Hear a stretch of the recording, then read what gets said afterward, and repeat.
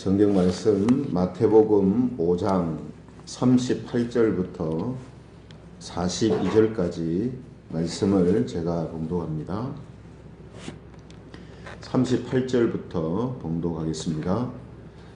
또 눈은 눈으로 이는 이로 갚으라 하였다는 것을 너희가 들었으나 나는 너희에게 이르노니 악한 자를 대적하지 말라. 누구든지 내 오른쪽 뺨을 치거든 왼편도 돌려대며 또 너를 고발하여 속옷을 가지고자 하는 자에게 겉옷까지도 가지게 하며 또 누구든지 너로 억지로 오리를 가게 하거든 그 사람과 십리를 동행하고 같이 읽겠습니다. 내게 구하는 자에게 주며 내게 꾸고자 하는 자에게 거절하지 말라. 아멘. 네, 오늘은 악한 자를 대적하지 말라. 악한 자를 대적하지 말라. 이런 제목을 가지고 말씀을 전가하겠습니다. 이 시간에는 지난 시간에 살펴보았던 눈은 눈으로 이는 이로 갚으라 하는 계명에 대해서 좀 더 자세하게 살펴보도록 하겠습니다. 하나님께서는 이 사람들이 복수와 보복하는 그런 삶이 아니라 서로 용서하고 사랑하는 그런 삶을 사는 존재가 되기를 바라시는 그런 마음으로 이 계명을 주셨습니다. 그래서 사사로이 사람들이 복수하지 못하도록 이 재판관의 판결에 따라서 공명정대하게 해결하도록 그렇게 하셨죠.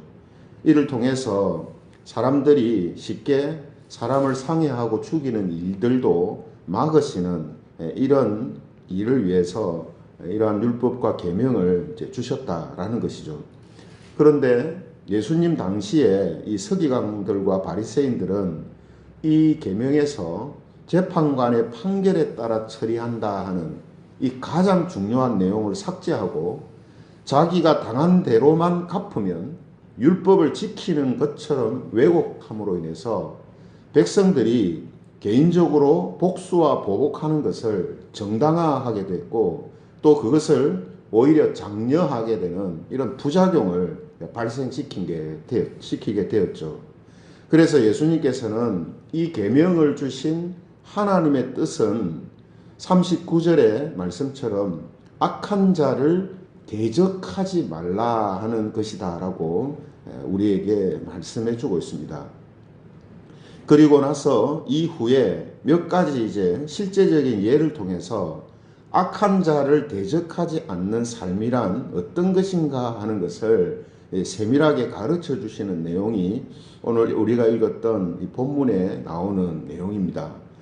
그 몇 가지 예를 다시 한번 보면요. 39절에는 내 오른쪽 뺨을 치거든 왼편도 돌려대고 또 40절에 보면 또 너를 고발해서 속옷을 가지고자 하는 자에게 겉옷까지도 가지게 하고 또 41절에는 누구든지 너로 억지로 오리를 가게 하거든 그 사람과 십리를 동행하고 또 42절에는 너한테 구하는 자에게 주고 꾸고자 하는 자에게 거절하지 마라 이렇게 말씀을 하십니다. 그런데 우리가 이 말씀을 오해하지 않아야 되는 게 뭐냐 하면 이런 예를 모든 사람 모든 경우에 다 해당되는 것으로 생각해서는 안 된다는 겁니다. 근데 그런 사람들이 있어요. 그러니까 누가 오른쪽 뺨을 치면 누가 치든 무조건 예수 믿는 사람들은 왼쪽을 돌려대야 된다. 누구든지 도와달라 하면 무조건 도와줘야 된다. 누가 나를 힘들게 해도 무조건 참아야 된다. 이렇게 이 말씀을 이해하는 사람들이 있다는 거죠. 하지만 우리가 다른 성경의 여러 가지 정황들, 예수님도 예수님을 치는 사람들한테 항의하고 또 사도들도 자신들에게 위협을 하는 사람들한테 항의하고 또 법에 호소하고 하는 이런 모습들을 우리가 보게 되죠. 그렇기 때문에 오늘 예수님의 이 말씀은 모든 사람들이 할 때에 그렇게 하라는 그런 의미가 아니다라는 겁니다. 왜 그렇습니까? 오늘 예수님의 이 말씀은 어디서부터 시작됐죠? 눈에는 눈으로, 이는 이로 갚으라 하는 이 계명에서 시작된 거잖아요. 그러니까 결국 지금 예수님께서 악한 자를 대적하지 마라 하는 이 악한 자는 모든 사람들을 말하는 게 아닙니다.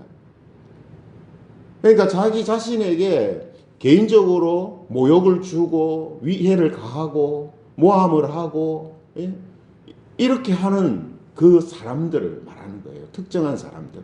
나에게 개인적으로 나를 괴롭히고 힘들게 하고 하는 그 사람들을 말하는 거예요. 나하고 아무 상관없는 사람들을 이야기하는 게 아니고 나한테 뭐 잘해주는 사람을 이야기하는 게 아니라 그런 사람들을 지금 이야기하는 것이죠. 그래서 오늘 성경도 보면 39절에 악한 자를 대적하지 말라 할 때 이 악한 자에 보면 이해놨죠. 거기 보면 악을 이렇게 씁니다. 또는 악을 대적하지 마라. 그러니까 사람을 어떻게 하는 게 아니라 그 사람을 통해서 나오는 그 악을 같이 맞대응하는 이런 모습으로 대하지 마라. 이런 이제 의미가 더 여기 깊이 있는 것이죠.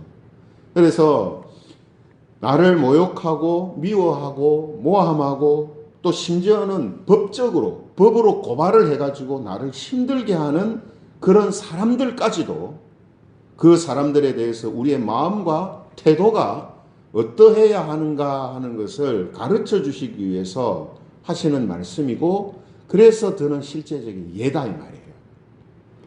그렇기 때문에 말씀드린 것처럼 이 말씀을 모든 사람들한테 다 해야 되는 것처럼 그렇게 생각해서는 안 된다는 겁니다.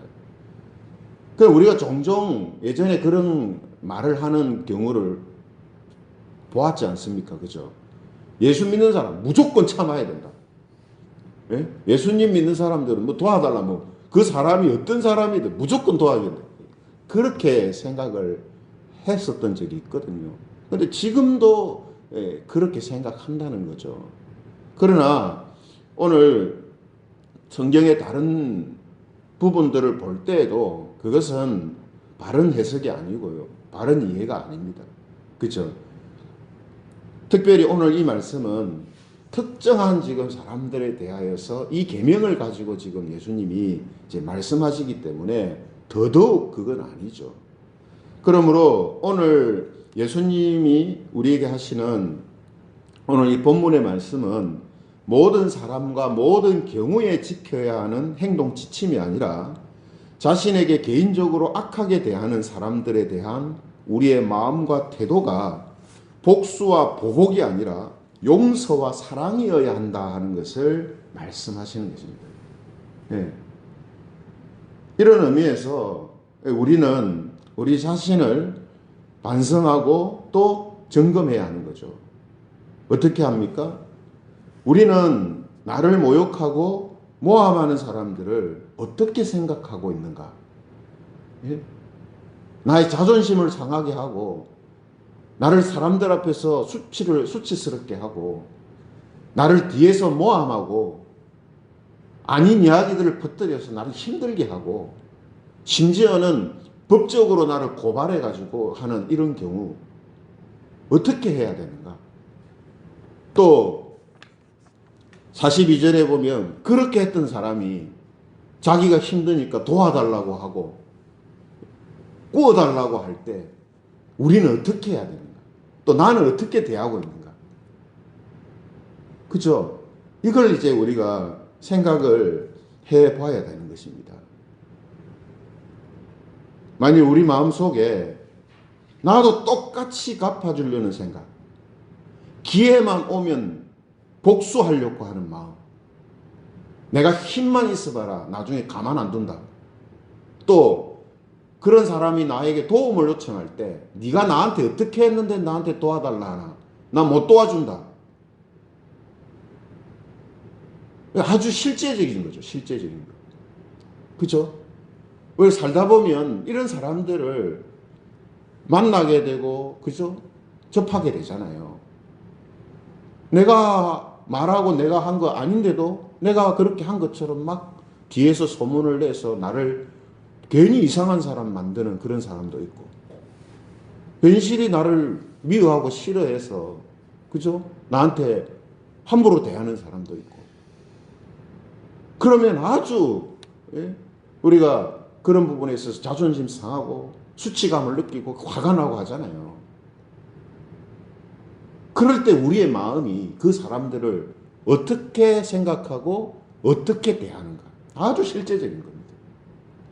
왜냐? 우리 생활하면서 그런 사람들을 쉽게 접하기 때문에 그렇거든요. 특히 우리가 예수님 믿고 신앙생활하는 가운데 교회 다닌다는 것 때문에, 예, 교회 다니는 사람이라는 것 때문에 나를 괜히 싫어하고 미워하는 그런 사람들도 있잖아요. 또 살다 보면 법적으로, 그죠? 고발을 한단 말이에요. 오늘 여기 보면 40절에도 보면 너를 고발하여 이렇게 돼 있잖아요. 법적으로 이 문제를 삼는 걸 말하거든요. 개인적으로 하는 것뿐만 아니라 법에 고발을 해가지고 막 나를 힘들게 하는 그런 사람들. 이런 사람들에 대해서 우리는 어떤 제 마음들을 가지고 있는가. 내가 당한 것처럼 너도 당해봐라. 이렇게 생각하는 그런 모습들이 우리에게 있지 않은가. 그죠? 그러므로 우리는 이런 마음과 태도를 버려야 한다 하는 거죠. 그래서 반대로 우리를 모욕하고 모함하는 사람들을 불쌍히 여겨야 되고, 그것도 안 되면 개의치 않아야 됩니다. 아, 저 사람들은 원래 저렇다. 저 사람은 원래 저럴 수밖에 없다. 네? 그걸 가지고 괜히 마음에 두고 또 마음 아파하고 내가 어떻게 이걸 갚을까 이렇게 생각하고 그런 마음과 생각 자체를 버려야 된다는 거죠. 왜냐하면 이 보복하고 복수하고 하는 이러한 마음과 행동들은 예수님을 믿고 하나님의 백성 된 사람들에게는 그 마음과 의식이 없어야 하는 겁니다. 그래서 이런 마음들을 갖고 있지 않기 때문에 나를 힘들게 하고 해를 입힌 사람이 공경에 처해서 도와달라고 할 때 도와줄 수 있는 이런 마음과 태도가 우리에게 있어야 한다 하는 것이죠. 왜 이런 모습들이 우리에게 있어야 하고 또 이런 모습으로 우리가 사는 자여야 한다라고 말씀을 하십니까? 어제도 말씀드린 것처럼 이건 예수님 믿는 사람들, 하나님의 백성된 사람들만 할 수 있는 일이에요. 일반적인 자연적인 성향을 가지고는 안 되는 일입니다. 어떻게 합니까? 나를 모함하고 미워하고 뒤에서 욕하고 법에 고발해가지고 나를 힘들게 하고 그러다가 뻔뻔하게 자기 어려울 때 도와달라고 하는 이런 사람들을 우리가 타고난 어떤 인간적인 성정을 가지고 어떻게 그 사람들을 아무렇지도 않게 대할 수 있겠어요? 안 되죠. 그렇기 때문에 오늘 이런 말씀은 하나님의 백성들에게만 해당되는 할 수 있는 그런 내용이라는 거예요. 왜 그렇다 했습니까? 좁은 의미에서 조금 세밀하게 보면 우리가 하나님한테 원수된 자들이었기 때문이죠. 내가 하나님께 원수된 자였다. 그런 나를 하나님은 용서하시고 나를 사랑하셨다. 예? 이걸 아는 사람들이 하나님의 백성들이잖아요. 그래서 그 사람을 보면서 나를 보는 거예요. 예전의 나를. 아, 내가 예전에 하나님한테 저런 식으로 했겠구나. 예? 그 사람을 보면서 예전에 나를 생각하고 그런 나를 용서하시고 사랑하신 하나님을 기억하는 거예요. 이게 하나님의 백성들의 삶의 원리입니다. 그래서 가능한 거예요. 그래서 하나님의 사랑과 용서하심을 알지 못하면 이건 나올 수가 없는 거예요. 겉으로 뭐 지키는 신용은 낼 수 있지 몰라도 그 마음부터 바뀌지 못한다는 거죠. 마음을. 그러나 이러한 것을 마음에 항상 두고 사는 사람들은 이게 가능하다는 거죠.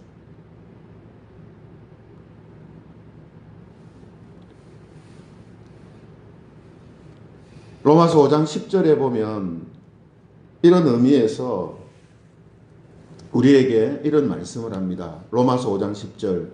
곧 우리가 원수 되었을 때에 그의 아들의 죽으심으로 말미암아 하나님과 화목하게 되었은즉.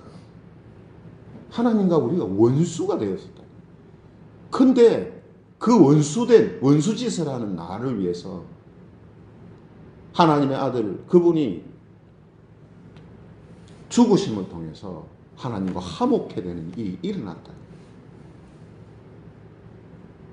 그래서 이런 의미가 있기 때문에 로마서 12장 20절에 보면 이런 말씀을 할 수 있는 겁니다.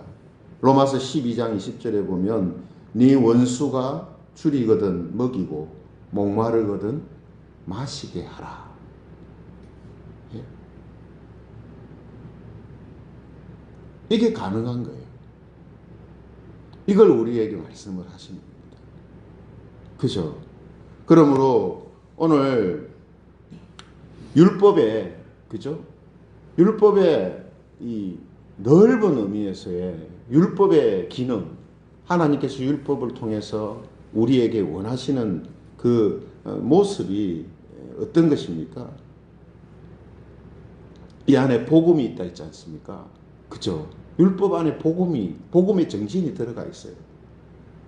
하나님의 은혜, 하나님의 사랑을 아는 자들에게 바로 이 율법을 지키는 삶이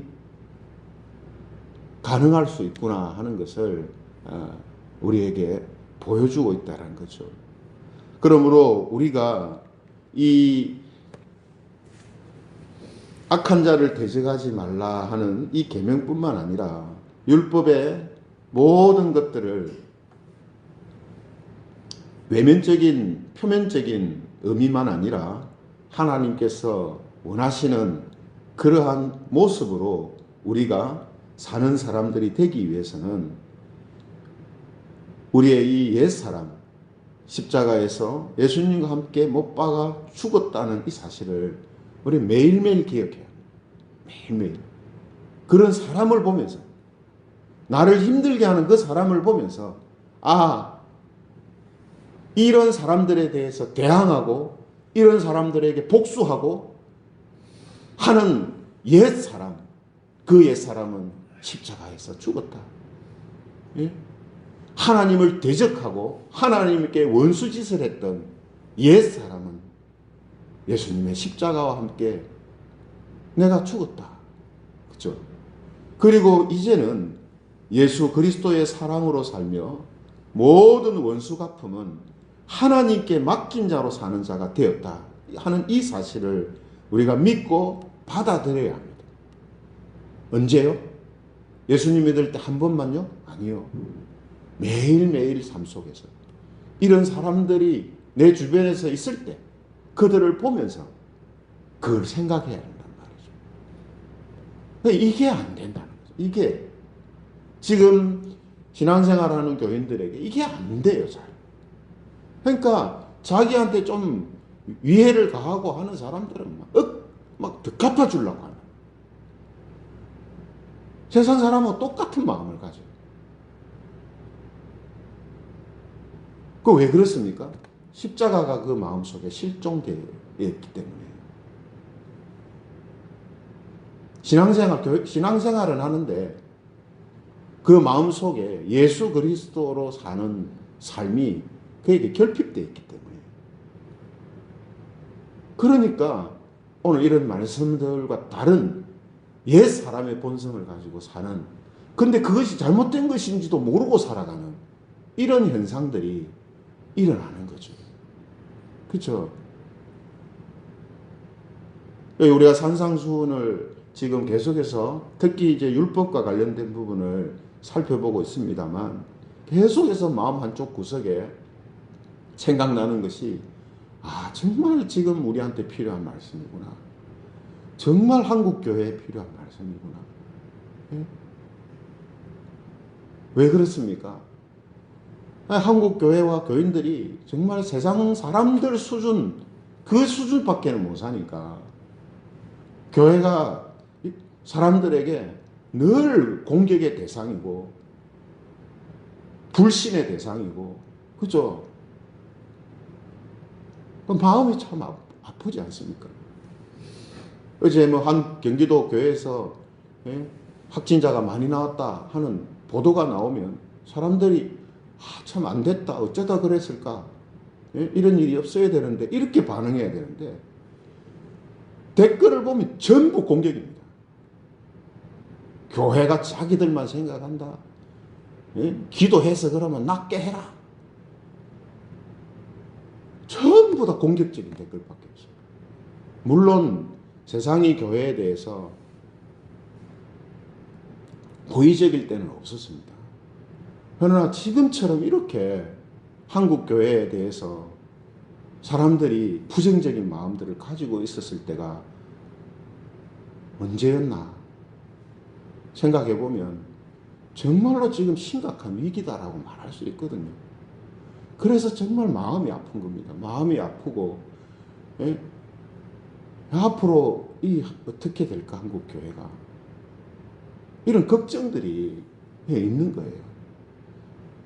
그래서 교인들이 줄어들고 젊은이들이 교회에서 떠나는 이유가 혹시 이런 신앙적인, 우리는 신앙이라고 생각하는데 사람들이 볼 때 그것이 자기들만 생각하는 신앙을 빙자한 이기심으로 비춰지는, 개인주의로 비춰지는 이런 모습들이 있기 때문이 아닌가. 마음 한구석에 계속 그게 계속 찜찜하게 있는 거죠. 오늘 이러한 말씀을 통해서 과연 예수 믿는 우리들이 옛사람, 그 옛사람의 본성에서 얼마나 벗어나서 우리가 살아가고 있는가. 오늘 예수님께서 지금 질책하시는 서기관들과 바리새인들 수준으로 을을 삼고 그렇게 살아가는 그런 모습들이 아닌가. 정말 심각하고 우리가 냉철하게 우리 자신을 반성해야 되지 않는가. 눈만 한쪽으로 돌려보면 예수님의 말씀처럼 살아가는 교인보다 서기관과 바리새인들과 같은 의식을 가지고 살아가는 교인들이 더 많이 보여지는 이런 실정이라면 정말 교회는 심각한 지금 어려움과 위기 속에 있다라고 말할 수 있습니다. 그렇죠? 그래서 오늘 어느 누구보다 우리 자신이 먼저, 내가 정말 오늘 이런 말씀 속에서 서기관과 바리새인들의 그러한 모습이 아니라 정말로 하나님의 그 은혜를 경험한, 그리고 그 은혜로 매일매일 살아가는 하나님의 백성들로서 우리가 세상 속에서 드러나고 있는가. 다시 한번 우리 자신을 돌아보며 오늘 하루도 악한 자를 대적하지 말라, 악을 대적하지 말라 하는 이 말씀의 의미를 우리가 바르게 깨닫고 저와 여러분들이 살아감을 통해서 우리들의 삶의 모든 모습들이 세상의 소금과 빛으로 드러나는 그런 삶이 되기를 주님의 이름으로 축원합니다. 말씀을 생각하시면서 같이 기도하면 좋겠습니다. 오늘 예수님의 이 가르침을 통해서 정말 그 시대의 잘못된 모습들이 이 시대 속에도 우리 한국 교회 안에도 있지 않은지 우리가 다시 한번 돌아보면서 오늘 예수님의 이 말씀처럼 하나님의 그 은혜 가운데 살아가는 사람들로서 합당한 모습들이 나타나는 그런 교회와 또 성도들이 되게 해달라고 우리 함께 기도드리겠습니다. 하나님, 우리에게 주신 말씀을 통해서 우리가 이 시대의 이 모든 교회와 또 교인들과 또 우리 자신을 돌아보게 됩니다. 하나님, 서기관과 바리새인 그들이 가지고 있는 의의 모습만이 있지 않는가. 우리를 돌아보게 해주시고 오늘 예수님의 말씀을 통해서 하나님의 그 은혜와 십자가의 그 은혜를 경험한 자들로서 우리가 어떤 모습으로 살아야 하는지를 다시금 세우는 시간들이 되게 하여 주옵소서. 무엇보다도 우리 김해 재건교회와 또 교회 속한 성도들이 세상에서 이런 모습으로 살게 하심으로 세상의 소금과 빛으로서 드러나게 하여 주시고 또한 하나님께 영광 돌리는 삶이 되게 하여 주시기를 소원합니다. 오늘도 하나님께서 우리 가운데 함께 하시고 은혜를 베풀어 주시어서 믿음으로 살아가는 삶을 늘 살아갈 수 있도록 인도하여 주시옵소서. 하나님 항상 우리 가운데 이런 모습들이 나타날 수 있도록 도와주시고 하나님의 그 은혜가 우리 안에 늘 움직이는 삶이 되게 하여 주시옵소서. 항상 이런 모습으로 살 수 있도록 저희들을 붙들어 주시고 지켜주시옵소서.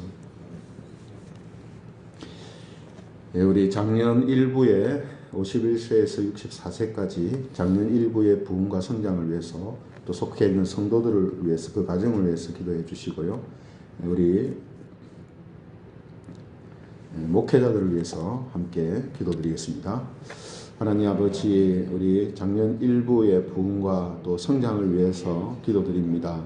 하나님, 교회에서 헌신적으로 또 충성하고 있는 그런 우리 성도들이오니 하나님께서 은혜를 다하여 주시고 또한 믿음의 또 많은 동력자들이 함께하게 하셔서 하나님이 기뻐하시는 그러한 교회로 세워가며 또 성도들을 세우는 일에 함께하는 그런 교회가 되기를 간절히 소원합니다. 하나님, 작년 1부에 속해 있는 모든 성도들과 가정을 하나님 하늘의 복으로 채워주시고 하나님이 주시는 믿음의 그 능력들이 나타나는 삶이 될 수 있도록 인도하시며 믿음의 가문이 계속해서 이어지며 세워지게 하여 주시기를 소원합니다. 하나님, 우리 목회자들을 붙들어 주시고 아버지 하나님 주신 사명들 잘 감당할 수 있게 하시며 하나님께서 특별히 말씀의 수종자로 세워주시다 보니 하나님의 말씀을 바르게 증거하며 그 말씀으로 세워질 수 있는 그런 교회와 또 성도들이 되게 하여 주옵소서. 하나님 항상 지켜주시고 인도하여 주시기를 간절히